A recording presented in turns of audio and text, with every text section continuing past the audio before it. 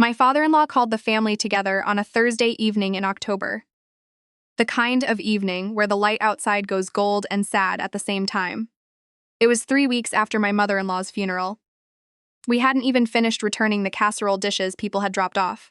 Leonard sat at the head of the dining room table. The same chair he'd sat in for 40 years. The same chair my husband Callum grew up watching him occupy. And he folded his hands on the table the way he used to, when he had something serious to announce. I remember thinking it was about the house. Maybe he was going to sell it. Maybe he wanted help sorting through Margot's things. I reached over and put my hand on Callum's knee under the table, just in case. "I have something to tell you all," Leonard said. "I've met someone." The room went very still. Callum's sister Fiona made a sound that wasn't quite a word. Callum's hand went rigid under mine. Leonard looked at the center of the table, not at any of us. "Her name is Zoe," he said. "She's 22. The gold light outside kept doing what it was doing. A car passed on the street. Somewhere upstairs, the old house made the creaking sound it always makes in October when the temperature drops.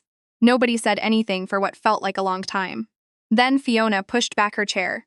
"I should tell you who Leonard is, because he's not the kind of man you'd expect this from. He's 68 years old. He spent 34 years as a civil engineer with the city of Edmonton. He coached minor hockey for 12 seasons. He has a season pass to the symphony, and he irons his own shirts, and he cried at our wedding. Not a polite single tear, but actual crying, the kind where you have to look away to give the person their dignity. He and Margot were married for 41 years. I knew Margot for 7 of those years, and in that time I never once saw them be unkind to each other. Not once. When she got sick, it was pancreatic, fast, brutal. Leonard slept in a chair beside her hospital bed for the last 3 cease. The nurses told us he barely left. The funeral was on a Saturday. 600 people came. 600 people in Edmonton, in September, to say goodbye to a retired schoolteacher. That was 3 weeks before he sat us down at the dining room table and told us about Zoe. 22 years old. Leonard is 68. Fiona lost it first, which wasn't surprising. Fiona has always been the one in the family who says the thing everyone else is thinking. She stood up and said, "Dad, what is wrong with you?" And Leonard said, very quietly, "Please sit down, Fiona." And Fiona said, "I'm not sitting down." Callum stayed in his chair. I stayed next to him. I was trying to read Callum's face and I couldn't. There was something happening behind his eyes that I didn't have a name for yet. Leonard said he'd met Zoe through a friend. He said it wasn't what we thought. He said he wanted us to meet her. "Where does she live?" Callum asked. "Here," Leonard said. "In Edmonton. She moved here from Vancouver 6 months ago." 6 months ago, Fiona repeated. 6 months ago. Mom was still alive 6 months ago. "I know when your mother was alive," Leonard said. "Then how?" Fiona. His voice had something in it I'd never heard before. Not anger exactly. Something harder than anger. "I'm not asking for your permission. I'm telling you as a courtesy." That was when I knew something was badly wrong. Not wrong in the way Fiona meant. Not the obvious wrongness of a grieving, 68-year-old man and a 22-year-old woman. Something else. Something underneath. Because Leonard had never spoken to his children that way in his life. Not once in the 7 years I'd known him. We drove home mostly in silence. At a red light on White Ave, Callum said, "She's younger than Fiona." "I know," I said. "She's the same age as Fiona's students." Fiona taught grade 10 science. "I know," I said again. We didn't meet Zoe that week, or the week after. Leonard kept saying he'd bring her to dinner, and then dinner would come, and he'd call, and say she wasn't feeling well. Or he had something he needed to sort out first. Or could we maybe do it next weekend instead? Fiona was furious. Callum kept saying to give him time, give him space, he's grieving. People do strange things when they're grieving. I said I agreed, but I kept thinking about the way Leonard had looked at that dinner table. Not like a man who was doing something strange. Like a man who was doing something deliberate. The first time I drove past Leonard's house, I wasn't spying, I was dropping off a prescription he'd called in a favor for. It genuinely was not planned. There was a car in the driveway I didn't recognize. A white Nissan with a cracked side mirror. It was there when I pulled up, and it was still there when I left. I mentioned it to Callum. He said it was probably Zoe's car. "She's already staying there?" I said. "He's allowed to have guests, Meg." That was the first time we argued about it. Not the last. It was Fiona who finally forced the introduction. She showed up at Leonard's house on a Sunday afternoon unannounced, and she called Callum from the driveway because she said she needed backup. Callum didn't want to go. I said I'd go with Fiona. Callum came too. Zoe answered the door. She was. I want to be accurate about this because it matters. She was not what I expected. I think I had been picturing someone obviously calculating, someone whose intentions you could read in the way she stood or smiled. Zoe was not that. She was small, very young-looking in person, with dark hair pulled back and shadows under her eyes that made her look like she hadn't been sleeping well. She was wearing jeans and a university sweatshirt from UBC. She looked at the three of us on the startup and she looked scared. Genuinely scared. You must be the family, she said. We're some of it, Fiona said. Leonard appeared behind her. He put a hand on her shoulder in a way that was protective more than romantic, which struck me, but I didn't say anything yet. We sat in the living room, Margot's living room, with Margot's things still exactly where she'd left them, which hit all three of us. I could see it on Callum's and Fiona's faces. And Leonard made tea, and Zoe sat on the edge of the couch like she was waiting for something unpleasant to happen. Fiona asked how they met. Zoe said through a mutual friend. Fiona asked what she did. Zoe said she was studying remotely, finishing a degree. Fiona asked studying what? Zoe said social work. Fiona said that's interesting, very interesting, in a voice that made it clear she did not find it interesting at all. The whole time, Zoe kept glancing at Leonard. Not in a possessive way, more like she was checking whether it was okay to speak. On the drive home, Fiona said, there's something off about her. Callum said, she seemed nervous. Anyone would be nervous meeting us like this. Fiona said, it wasn't nervous. It was something else. I didn't say anything, but I agreed with Fiona. 3 weeks later, Leonard called Callum to tell us they were engaged. I was in the kitchen, making dinner, when Callum came in and sat down at the kitchen island and put his phone face down on the counter and just sat there. I turned off the burner. What happened? He's marrying her. The wedding, Leonard said, would be small, just immediate family. He wanted it done before Christmas. Before Christmas was 8 weeks away. Fiona refused to attend. She and Leonard had a phone call that I wasn't on, but that Callum filled me in on afterward. And it was apparently very bad. Words were said that I don't think either of them will forget. Callum was quieter about it. He told Leonard he needed time to process it, which Leonard accepted, but I could see what it cost Callum to say even that. I kept thinking about Zoe, her scared eyes, the way she sat on the edge of the couch, the way she looked at Leonard before she answered any question, even a simple one. I started to wonder whether Zoe was the one who wanted this wedding. The ceremony was on a Saturday in November. It was just us. Callum and me. Fiona at the last minute changed her mind and showed up in dark jeans and a look on her face like she was going to a deposition, and 2 people from Leonard's side who I didn't know well, a colleague named Barrett and his Joseph. No one from Zoe's side, no parents, no friends. I thought that was strange. I mentioned it quietly to Callum during the reception, which was just dinner at a restaurant downtown. One of those places where the booths are high-backed enough that you can't see who's around you. Maybe her family isn't close, Callum said. Nobody? Not one person?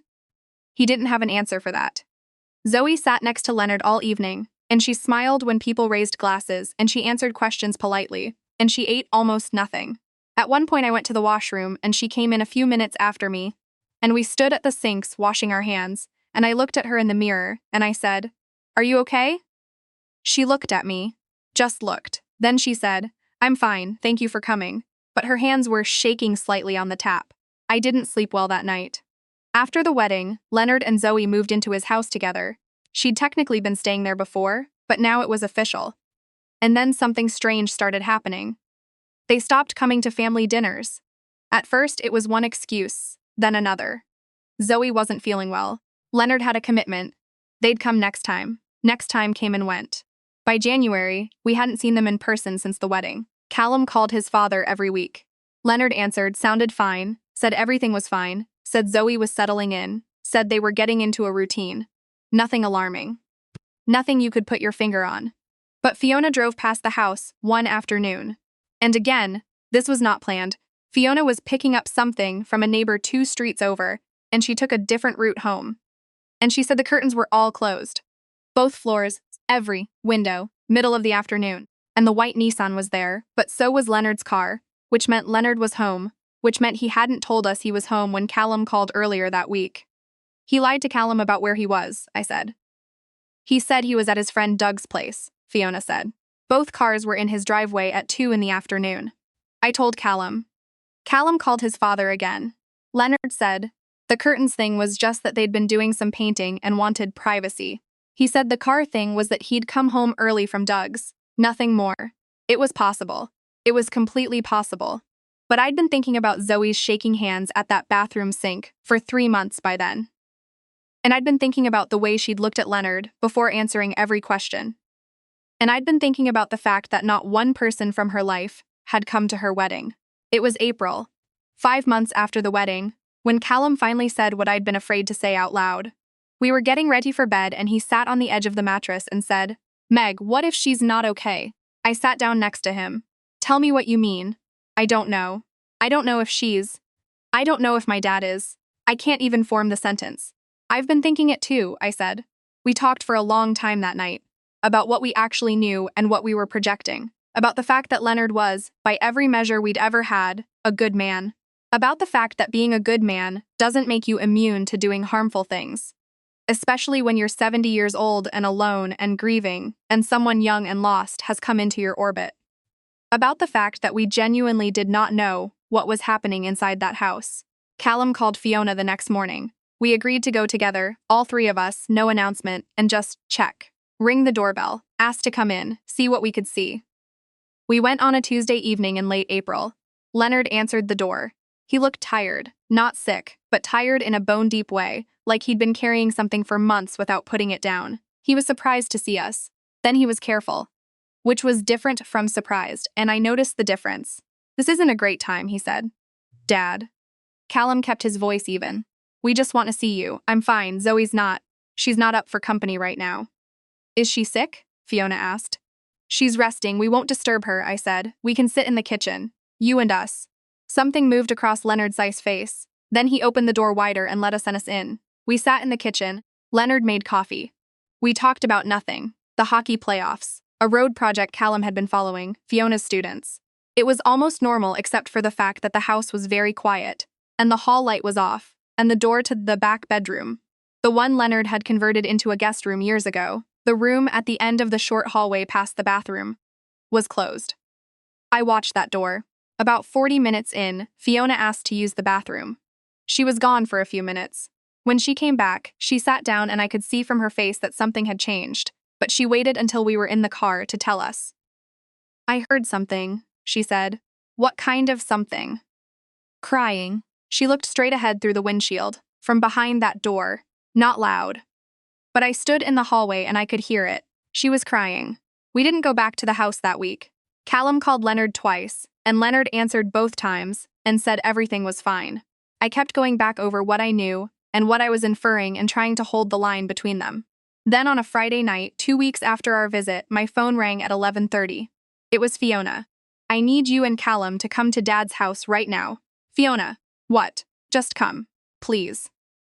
She'd been driving home from a friend's place in the Glenora neighborhood, not far from Leonard's house, and she said something made her go past. The lights in the house were on. It was almost midnight, and she said she'd rolled her window down at the corner and she'd heard someone shouting from inside the house. A woman's voice. Not words she could make out. Just shouting. We got there in 12 minutes. Fiona was parked on the street. The house looked quiet by the time we arrived, but the lights were still on, including the light in the back hallway. Callum rang the doorbell. Nothing. He rang it again. We waited. Then he knocked, hard, 3 times. Leonard opened the door in his bathrobe. He looked at the three of us and I could see him calculating something. "Callum." "It's midnight. We heard something," Callum said. "Fiona, heard something. Everything is fine, Dad." Callum put his hand on the door frame. "Let us in." I said everything is fine. I want to see Zoe. "She's sleeping. Then wake her up." Leonard's jaw tightened.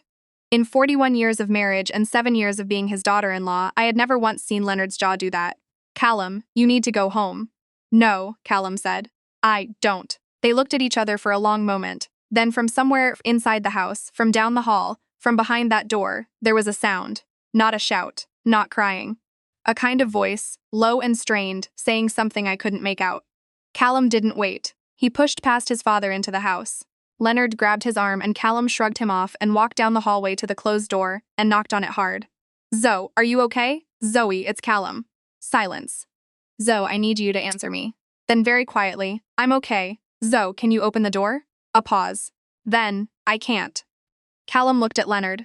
Leonard was standing at the end of the hallway, looking at his son with an expression I still don't have a word for. Not guilt exactly. Something more complicated. What do you mean you can't? Callum said through the door. It locks from the outside, Zoe said. I have gone over that moment many times in the months since. The way Callum turned and looked at his father. The way Leonard didn't move. The way Fiona made a sound beside me that wasn't a word but said everything. Give me the key, Callum said. Callum, listen to me.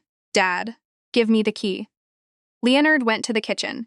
He came back with a small key on a plain ring, the kind of old-fashioned skeleton key that comes with those original pre-war interior locks, the kind that most people remove when they renovate. And he held it out, and Callum took it and unlocked the door. Zoe was sitting on the edge of the bed in the guest room. She was wearing pajamas and her hair was down, and she had clearly been crying, though she'd stopped by the time the door opened. She looked at Callum, and then she looked at me, and then she looked at the floor. The room was fine. That's the thing I need to say clearly. The room was not a cell. It had the normal furniture, a window, a lamp on the nightstand. There was a book open on the bed beside her. There was a glass of water. It was a locked room with a person in it, but it was not what the worst part of my imagination had been building on the drive over. Are you hurt? I asked. No, she said. Zoe, Callum said very gently. Can you tell us what's going on? She looked up at Leonard, who was standing in the doorway. Then she looked back at Callum and me. You should ask him, she said. We sat in the living room for the next 2 hours. Leonard at one end of the couch, Zoe in the armchair with her feet tucked under her, the rest of us arranged around them. Callum asked Leonard to explain. Leonard sat with his hands in his lap for a long time before he spoke. What he told us, and I'm going to try to give you the shape of it, because some of the details are not mine to share, was not what any of us had been imagining. Zoe is not Leonard's girlfriend. Not really. Not in the way we'd all assumed, the way that had horrified us. The way that had put that frozen look on Callum's face at the dining room table back in October. Zoe was the daughter of a woman Leonard had known 40 years ago. A woman named Teresa, who had grown up on the same street as Leonard, who had been Margot's closest friend before Margot moved to Edmonton, who had spent years struggling with an addiction that eventually cost her health, and most of her relationships, and who had called Leonard 18 months ago, while Margot was still alive, while Margot was sick, and asked him something. She'd asked him to look after her daughter. Zoe had aged out of the foster system at 19. She'd been clean for 2 years when we met her, sober and trying to finish her degree, but she had no one, no family, no safety net, nothing. Teresa had died in the spring, 6 months before Leonard sat us down at that table. Leonard and Margot had talked about it together. Margot had agreed. They had been going to sit down with the family and explain. And then Margot's health deteriorated rapidly. And there was no right time, and then Margot was gone. And Leonard was alone, and Zoe was alone. And somewhere in that grief-fogged winter, he had made a decision that made sense inside his own head, but that he had never adequately explained to anyone. He'd offered Zoe a home. He'd thought, and he said this in a voice that was worn down and ashamed and something else underneath it. He'd thought the family would try to stop it.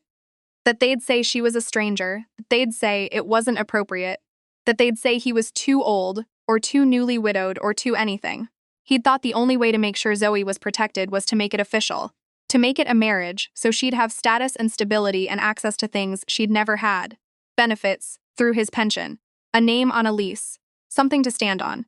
Fiona said, Dad, you could have just told us. Leonard said, Could I have? Would you have understood? The room was quiet for a while. Then Fiona said, What about the locked door? Leonard looked at his hands. He said, Zoe had been having a hard stretch. He said she'd told him she was struggling, that there were nights she was afraid she'd make a bad decision, that she needed. And these were her words. He said, not his.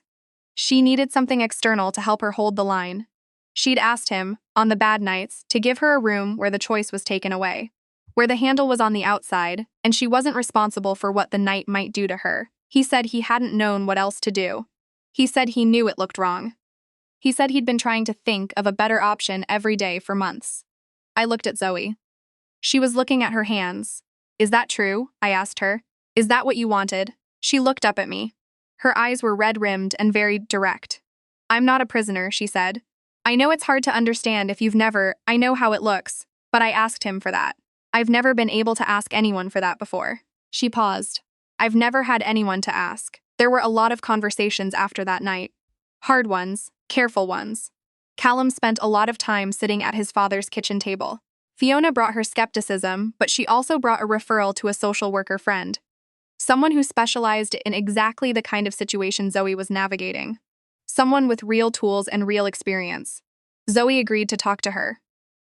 We also had a family lawyer look at the marriage arrangement. She said it wasn't illegal, which didn't mean it was straightforward.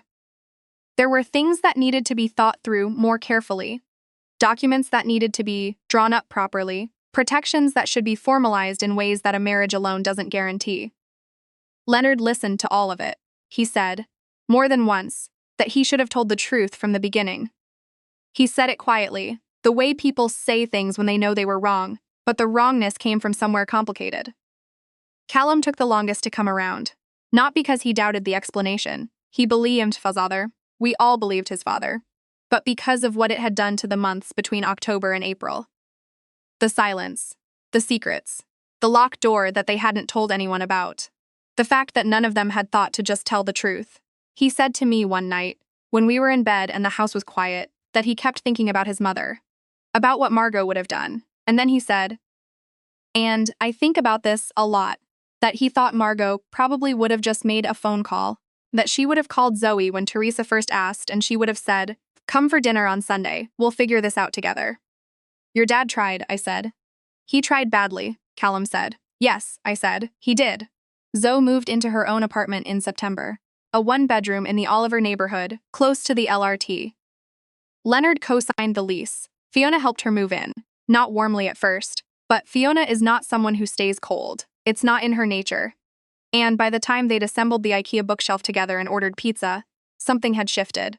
The marriage is still legal. Nobody has rushed to undo it. The lawyer said there are practical reasons to keep it in place for now, and Leonard and Zoe both agreed. It's not a romance. It was never a romance. It's something harder to name. A promise made between a dying woman and an old man who took it seriously enough to do it badly. Zoe is seeing the social worker regularly now. She's still working toward her degree. She came to Callum's and my place for Thanksgiving. Our Thanksgiving, so October, gray skies and the smell of something cooking. That specific Canadian late afternoon light. And she sat at our table and ate 2 plates of food and laughed at something. Fiona said, and for a moment I watched her and thought about that first time I'd seen her, scared and shadowed on Leonard's doorstep. She looked different. Not fixed. She'd be the first to tell you she's not fixed. That's not how it works, but steadier. Like someone who has found a floor to stand on. Leonard sat across from her and watched her laugh, and his face did something I recognized. It was the same thing Margot's face used to do, at the end of a good family dinner, when the table was messy and the glasses were empty and everyone she loved was still in the room. I didn't say anything about it. I just refilled my wine and let the evening keep going.